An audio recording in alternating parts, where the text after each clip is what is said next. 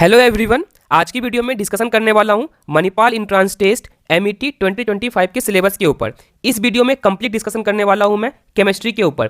इससे पहले देख लोगे मैं ऑलरेडी मैथ्स के ऊपर बना दिया हूं, क्या सिलेबस है, क्या सिलेबस नहीं, किस चैप्टर को ऐड किया गया, किसे रिमूव किया गया, इसके ऊपर वीडियो बना हुआ है, उसे देख लेना।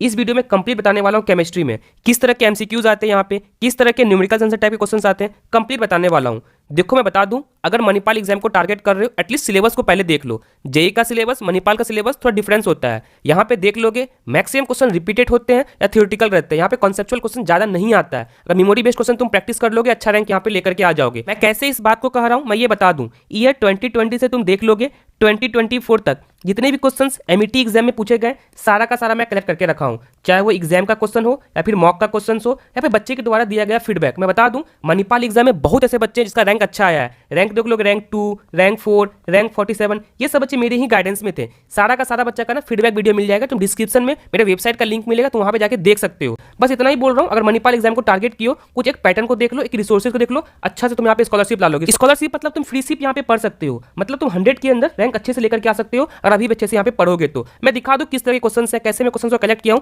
ये मैं दिखा देता हूं। देखो इस तरह के क्वेश्चंस मणिपाल एग्जाम में पूछे जाते हैं। ये सारा का सारा क्वेश्चंस या मणिपाल एग्जाम का है या फिर मणिपाल मॉक का है जो ऑफिशियली अनाउंस करते हैं। ये सारा का सारा मणिपाल का ही है। मैं सारा कलेक्ट करके रखा हूं, तुम यहाँ पे देख सकते हो इतने क्वेश्चन से सारा मणिपाल में आया हुआ है। मैं सारा क्वेश्चन को सेपरेट करके रखा हूं, कौन सा क्वेश्चन केमिस्ट्री का है, कौन सा क्वेश्चन मैथ्स का है, कौन सा क्वेश्चन इंग्लिश का है। इंग्लिश में तो कंफर्म बताता हूँ 10 में 10 बहुत सारे बच्चे लेकर के आते हैं, क्योंकि इंग्लिश का पैटर्न यहाँ पे फिक्स रहता है। चलो बताता हूँ तुम्हारा सिलेबस क्या है केमिस्ट्री का। देखो मैं केमिस्ट्री में बात करूँ, MCQs टाइप के क्वेश्चन आते हैं जो कि 10 होते हैं। न्यूमेरिकल आंसर टाइप के ऊपर मैं बात करूँ, 5 न्यूमेरिकल आंसर टाइप के आते हैं। मैं बता दूं एक बात, तुम अगर देख लोगे ना केमिस्ट्री में न्यूमेरिकल आंसर टाइप जो NAT टाइप बोला जाता है, यहाँ पे चैप्टर फिक्स है, इसी चैप्टर से ही हमेशा पूछे गए। जो मैं देखा हूँ ईयर 2020 से लेके 2024 तक मॉक में देखा हूँ, बच्चे का फीडबैक देखा हूँ, चैप्टर फिक्स है, इसी चैप्टर से ही न्यूमेरिकल आंसर टाइप के क्वेश्चंस आते हैं। चलो मैं आगे बताता हूँ। सबसे पहले एक इंपॉर्टेंट चीज क्या है, इसे याद रखना, सबसे इजीएस्ट सेक्शन है। अगर मणिपाल एग्जाम को टारगेट कर रहे हो, याद रखना तुम्हें 2 सेक्शन में फुल आउट ऑफ फुल लाना होगा। सबसे पहला इंग्लिश है, दूसरा है केमिस्ट्री। ठीक है, दोनों में तुम्हें फुल मार्क्स लाना है। ज़्यादा डिफिकल्ट है नहीं, जस्ट एक पैटर्न को पकड़ना है। जैसे क्वेश्चन एग्जाम में आते हैं बस उस तरह प्रैक्टिस करके एग्जाम में जाना, अच्छे मार्क्स यहाँ पे लेकर के आ जाओगे।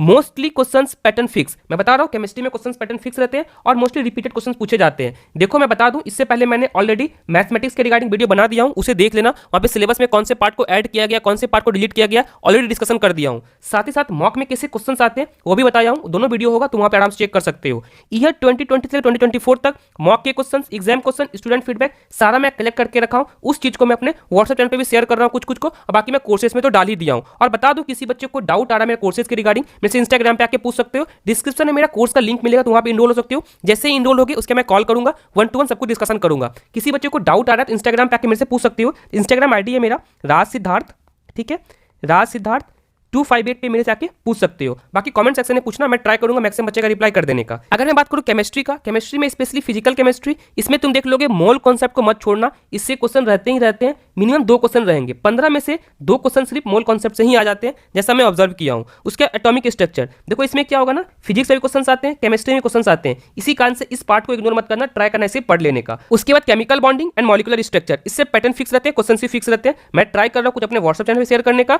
जो बच्चे मेरे कोर्स में इनरोल है उसे मैं शेयर कर ही रहा हूं। उसे तुम्हारा केमिकल थर्मोडायनामिक्स मैं बोलूंगा इसे कर लेना, ये पार्ट छोटा है, जितने टॉपिक दिए गए उसी को पढ़ना। ऐसा नहीं कि पूरा एनसीईआरटी लेके बैठ जाना है, जो टॉपिक तुम्हारा सिलेबस में उस टॉपिक को सिर्फ पढ़ के चले जाना। उसके सॉल्यूशन ये मोस्ट इंपॉर्टेंट, इससे भी क्वेश्चंस रहते ही हैं। उसके इक्विलिब्रियम, देखो इक्विलिब्रियम बता दूं, आयनिक इक्विलिब्रियम करने की नीड नहीं है, जस्ट बेसिक देख लेना, बफर ऊपर पढ़ने की कोई नीड नहीं है। जस्ट तुम्हारा केमिकल इक्विलिब्रियम है, उसे पढ़ लोगे, आराम से क्वेश्चन सॉल्व करके आ जाओगे। उसके तुम रिडक्स वाले पार्ट को इग्नोर कर सकते हो। देखो मेरा रीजन क्या है, एटलीस्ट तुम देख लो टॉपिक कौन कौन सा टॉपिक है, कौन कौन सा टॉपिक नहीं है। सेम चीज को जो मैं डिस्कशन कर रहा हूं अपने व्हाट्सएप चैनल पर शेयर कर दूंगा, या फिर मैं देख रहा हूं टेलीग्राम ग्रुप बना के PDF शेयर कर दूंगा। अदरवाइज डिस्क्रिप्शन में मैं ये लिंक इसका डाल दूंगा, तो वहां से अच्छे से देख लेना। बट याद रखना, इलेक्ट्रोकेमिस्ट्री को तुम इग्नोर नहीं कर सकते हो, इसे पढ़ के जाना ही होगा। उससे केमिकल काइनेटिक्स, इससे भी क्वेश्चंस रहते हैं। मैक्सिमम क्वेश्चन देख लोगे 12 से ही रहते हैं, 11 के कुछ पार्ट से मोल कॉन्सेप्ट, ये तो फंडामेंटल इससे क्वेश्चन आने ही वाले हैं। उसके तुम देखो इनऑर्गेनिक में बता दूं मैं, तुम्हारा P ब्लॉक में जो कौन कौन से टॉपिक है उस टॉपिक को देखना, जस्ट कॉन्सेप्ट क्लियर कर लेना, जितने क्वेश्चन आए हैं उसे कर लोगे वो सफिशियंट है। D block and F block में टॉपिक देख लो कौन कौन से टॉपिक है। उसके बाद कोऑर्डिनेशन कंपाउंड बहुत कम टॉपिक है, इसे अच्छे से कर लेना, क्वेश्चन रहेंगे ही रहेंगे। उसके ऑर्गेनिक केमिस्ट्री, देखो ऑर्गेनिक में इस पार्ट को तुम इग्नोर कर सकते हो, ठीक है, बट याद रखना कुछ बेसिक चीज है जिसे कभी कोई इग्नोर नहीं कर सकता है, like calculation of empirical formula, molecular formula, ये सब बेसिक चीज है, ठीक है। उसके तुम यहाँ पे देख लो ऑर्गेनिक, ठीक है, ये बहुत इंपॉर्टेंट है। मैं फिर से बोल दूं, ये बहुत इंपॉर्टेंट है, इसे करना ही होगा, जैसे कि जीओसी के नाम से जाना जाता है, like acidic strength, basic strength, ये सब पढ़ना होगा, इससे क्वेश्चन आते ही आते हैं। उसके नोमेनक्लेचर तो ये भी इंपॉर्टेंट है, इसके बिना तुम किसी का भी नोमेनक्लेचर कर ही नहीं पाओगे। इसके बाद हाइड्रोकार्बन, देखो हाइड्रोकार्बन को तुम देखोगे तो इग्नोर कर सकते हो, यहाँ पे आइसोमेरिज्म ये सब क्वेश्चन कम ही आते हैं, बट एटलीस्ट तुम अगर हाइड्रोकार्बन को इग्नोर कर रहे हो, जीओसी को अच्छा कर लेना, क्योंकि जीओसी और हाइड्रोकार्बन दोनों एक दूसरे से इंटरलिंक है। अगर जीओसी अच्छे से कर लोगे, ऑलरेडी तुम्हें हाइड्रोकार्बन समझ में आ जाएगा, बट मेरा एक रिक्वेस्ट है, ट्राई करना जीओसी अच्छे से फोकस करने का, plus I minus I effect, जितने भी एसिडिक स्ट्रेंथ ये सब देख लेना, इससे क्वेश्चन यहाँ पे रहते ही रहते हैं। उसके बाद क्लास 12 में आ जाना है, halo alkane and hello Erin. उसके बाद देखो क्लास 12 में क्या करना है, एनसीईआरटी पढ़ना है, उसके एनसीईआरटी एग्जाम्पल में कुछ क्वेश्चन है उसे सॉल्व करना है। ऐसे कर लोगे अच्छे से तुम एग्जाम में करके आ जाओगे। केमिस्ट्री का क्वेश्चन बहुत ईजी रहता है। उसके अल्कोहल फिनोल ईथर है, उसके बाकी टॉपिक यहाँ पे दिख रहा हो, तुम यहाँ पे देख लो। देखो जस्ट मैं यहाँ पे सिलेबस डिस्कशन कर रहा हूँ, अगर तुम लोग बोलोगे एक स्ट्रैटेजी वीडियो ला दूंगा जहाँ पे बता दूंगा सिर्फ इस चैप्टर को ही करना है, इसी से क्वेश्चन रहते हैं। मैं एग्जैक्ट देखूंगा मॉक में किससे किससे क्वेश्चन आया था, बच्चे का क्या फीडबैक था, उसके अकॉर्डिंग ट्राई करूंगा एक स्ट्रैटेजी वीडियो बना दूं जहां पे बता दूं कि हाँ लाइक मोल कॉन्सेप्ट को करना है, हाइड्रोकार्बन को करना है, किस किस चैप्टर को करना है वो मैं बता दूंगा, तुम लोगों का फीडबैक रहा तो। देखो बायोमोलिक्यूल्स में डोंट वरी, जितना क्वेश्चन दूंगा दैट इज सफिशिएंट, इसके बाहर कुछ नहीं आने वाला है। बाकी इसे भी तुम देख सकते हो, देखो ये भी इंपॉर्टेंट है तुम्हारा, बट मैं बोलूंगा ये सब बाद में करना, क्योंकि मेमोरी बेस्ड टाइप के क्वेश्चन रहते हैं। और याद रखना सरफेस केमिस्ट्री मेंशंस नहीं है, बस सरफेस केमिस्ट्री से भी क्वेश्चन यहाँ पे बहुत सारे पूछे जाते हैं, जो ग्राफ वाले रहते हैं, वो क्वेश्चन हमेशा ही रिपीट हुए मणिपाल एग्जाम में। शायद यहाँ पे सिलेबस के रिगार्डिंग समझ में आ गया होगा। देखो मैं फिर से बोल रहा हूँ, बहुत कम टाइम है, अच्छे से फोकस करो, अभी मणिपाल एग्जाम में अच्छे रैंक लेकर के आ जाओगे। उसके बाद वो बच्चे जो अभी तक स्टार्ट भी नहीं किए, तुम्हारे पास अभी भी चांसेस है, अच्छे से फोकस कर दोगे, मणिपाल एग्जाम में अच्छे से रैंक लेकर के आ जाओगे। देखो मैं बता रहा हूँ, मैं इंग्लिश का जो कोर्स बनाया हूँ उसे पढ़ लोगे, 10 आउट ऑफ 10 कंफर्म ही ला लोगे। उसके केमिस्ट्री में तुम अच्छा स्कोर कर लो, जितना मैं रिसोर्सेज दूंगा, जितना मैं क्वेश्चन का पैटर्न बताऊंगा, वैसे कर लोगे, अच्छे रैंक यहाँ पे लेकर के आ जाओगे। उसके देखो मैं अपने पर्सनल मेंटरशिप में क्या प्रोवाइड कर रहा हूँ। सबसे पहले एग्जैक्ट प्रैक्टिस क्वेश्चन देने वाला हूँ, जो मणिपाल में मॉक में या फिर एग्जाम में आए हैं, उसे कंप्लीट वीडियो लेक्चर देने वाला हूँ। 2020 से देख लोगे 2024 तक जितने भी क्वेश्चंस आए इंग्लिश में, उसका कॉन्सेप्ट बताया हूँ और क्वेश्चंस को मैं करवाया हूँ।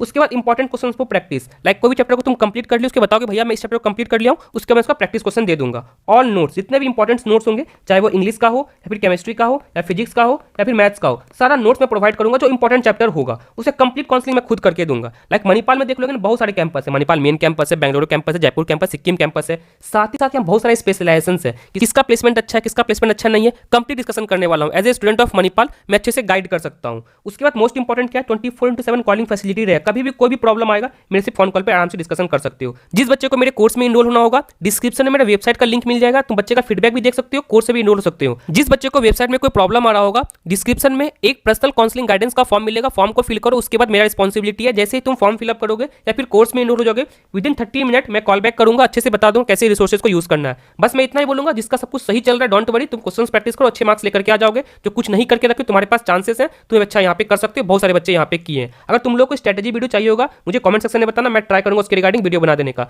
बस इतना ही रिक्वेस्ट करता हूँ, लगता है मेरा वीडियो इन्फॉर्मेटिव है, इससे तुम्हारा हेल्प हो रहा है, प्लीज मेरे वीडियो को लाइक करें, चैनल सब्सक्राइब कर लें। Thank you.